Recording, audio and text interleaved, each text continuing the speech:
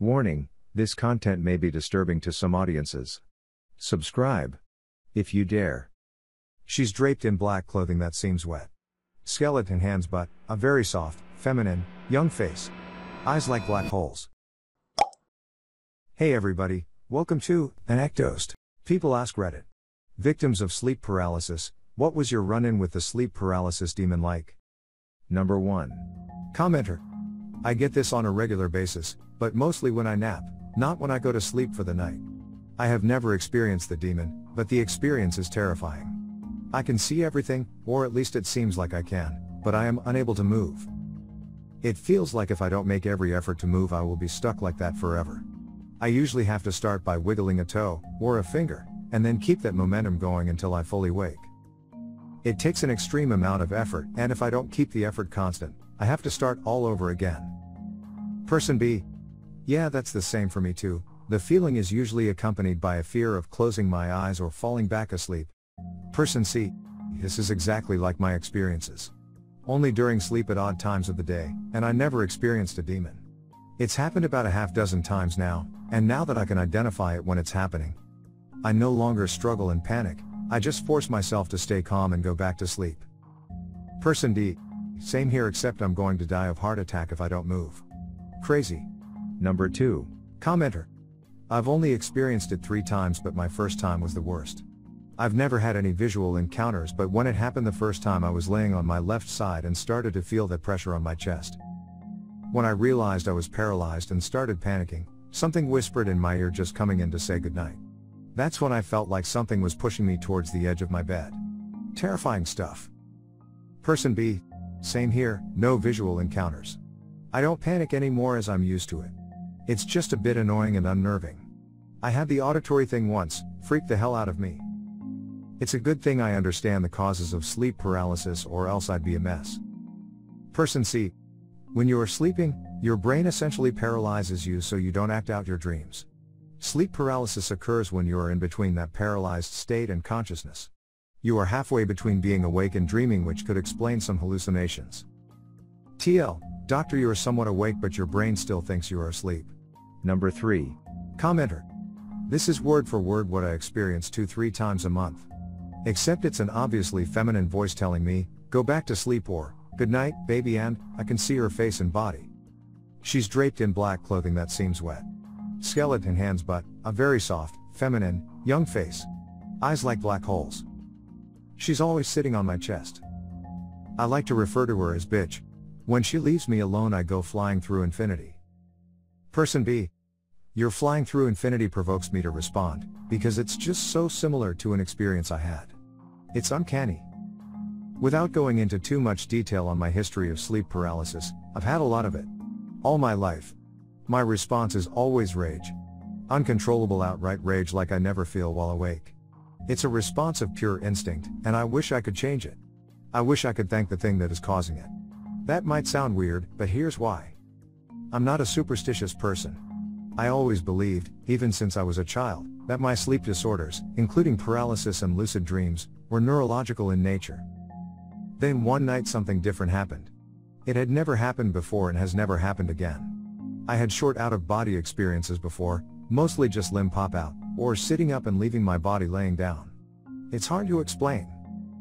The following occurred after many of these experiences, so I was not afraid or shocked by them at this point. It's par for the course. One night as I was trying to fall asleep, my arm fell through the bed. Obviously my physical arm was still laying on the bed. Usually when this happens I just pick my arm up, but this time I got curious. How long would it last? So I started waving my arm around, and my shoulder slipped through. This was new and exciting. I moved my fingers around, swung my arm around some more, and got bold. I consciously attempted to push my head through the bed. It worked. But what I saw was nothing.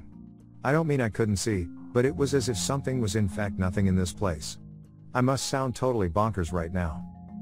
I could feel, though, that there was something farther away. My fear being exactly 0 at this point, and my curiosity impossible to control, I threw caution to the wind, and tried to reach out as far as I could for whatever it was I could feel out there. Big mistake. My leg slipped. The rest of my torso slipped. My other arm slipped, and my hips started to fall in. At the very last moment, when my left leg was all that was attached, and it was about to go, I realized somehow that what I was reaching for was not a thing I wanted to interact with. There was fear. Of an intensity equal to my rage during sleep paralysis. Fear like I've never experienced. At this point I tried to pull back, but there was nothing I could do.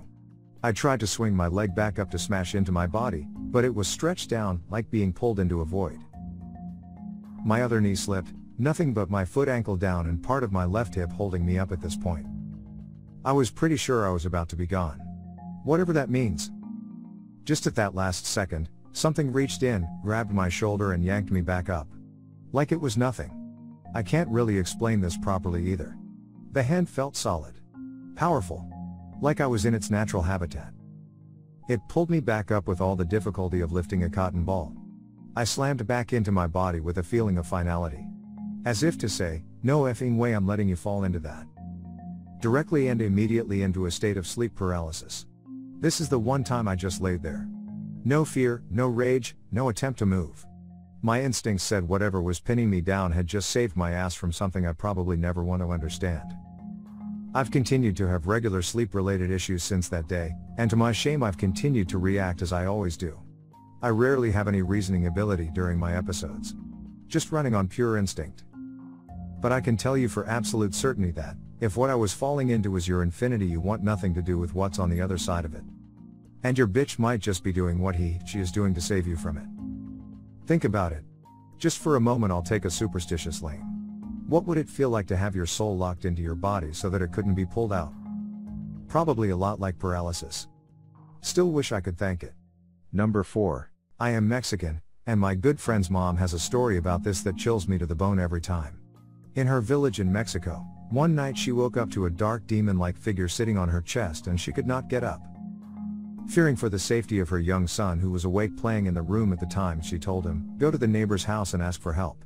And he, not seeing the demon, said okay and went next door. The demon then turned back to my friend's mom and started to taunt her. She just swore at it and tried not to be afraid until finally it stood up, climbed off, and walked out through the walls.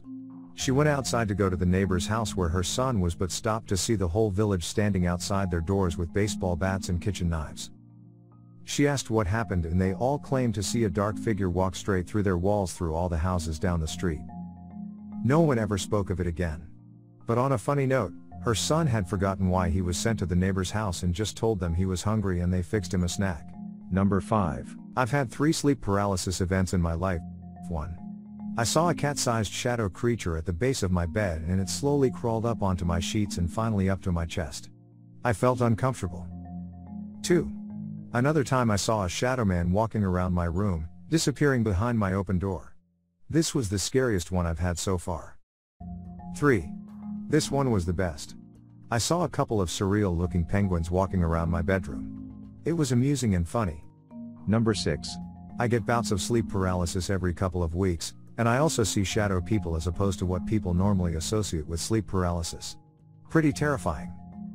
Interesting you should mention a shadowy cat-sized creature though. One of my worst events, where my paralysis kind of merged with lucid dreaming, involved a strange shadow cat. Number 7. I actually have it fairly often, so much now that I realize when it's occurring. These days I just close my eyes and won't open them no matter what I feel or hear. Doing this though doesn't force me to wake up and I still have to wait for it to end. I still feel and hear everything. Sometimes I feel like I'm being dragged somewhere or just constantly feel like something is touching me along with muffled voices. Before I learned to cope with it, I've seen quite a few awful things. Horror films don't really do anything for me anymore because I've already seen the most terrifying things I already could. Here's a few things I remember off the top of my head. A little girl in the corner of my room staring at me. Then, without notice, she shrieks and runs up and starts choking me. A large dark figure, kind of a human silhouette, emerging from the foot of my bed and staring down at me. Something banging and scraping on my bedroom door. I keep it locked at night because I have had ones where it opens by itself. Edit, no, the door isn't open when I wake up. It only opens in the dream. My bedroom door opening by itself followed by dark figures coming into my room. The earliest one I can remember is with my mother in the room and she's sitting on my bed, her face morphs into a demon-like thing. Many others. The worst thing is when you try to fight or call for help. Your voice doesn't work and your body will not respond. You just feel helpless. Ugh, I need to stop trying to remember these things. I'm getting chills. Number 8. I have experienced sleep paralysis literally hundreds of times. To me, it's usually a slick, black alien type creature about 4 feet tall, although I have seen a Grim Reaper type figure as well. I don't tend to get auditory hallucination, so keeping my eyes closed pretty well negates the entire experience, except for the actual feeling of paralysis. Does flicking your toes work for you? I usually have minor motor control of my toes, and am able to break myself out of the paralyzed state by flicking my toes together, which creates enough stimulation to break through the paralysis and wake me up. Number 9. I've had cycles of sleep paralysis for as long as I can remember and regularly see 2 different demons. The hallucinations are visual, auditory, and you can physically feel them at times. They have become more vivid as I've gotten older. One is a tall dark hooded figure that always stood at the bottom of my bed. My scariest experience with him was when I woke up one night with sleep paralysis and the big spooky hooded bastard was standing right next to me. His hood was covering his face, but I knew he was watching me and I knew he was evil. The second one I see is a smallish gremlin type creature that's got pointy features and is a browny green color, very similar to the one in the painting, but I had seen him before I had seen the painting or even knew what sleep paralysis was. He normally appears when I'm on my back and restricts my breathing and speaks in a weird whispery language. I woke up once and he was crouching in the corner of the ceiling. When I looked at him, he turned his head and looked right at me and smiled. I woke up on my side once and I could hear him behind me, speaking in his freaky language, and then I felt his snake-like tongue going in my ear and making a slithery noise. I can't tell how glad I am when I found out that there was a scientific explanation for it, and that I wasn't actually being haunted. I can't explain how so many people with sleep paralysis see similar demons, and how we all just know that the things we're seeing are evil, but it's something I choose not to think about too much for the sake of ever being able to sleep again. Make sure to share your personal story in the comments below and have the opportunity to be featured in a future video. Also, if you like these topics, don't forget to like, subscribe, and hit the notification button to continue seeing more content like this every day. See you next time.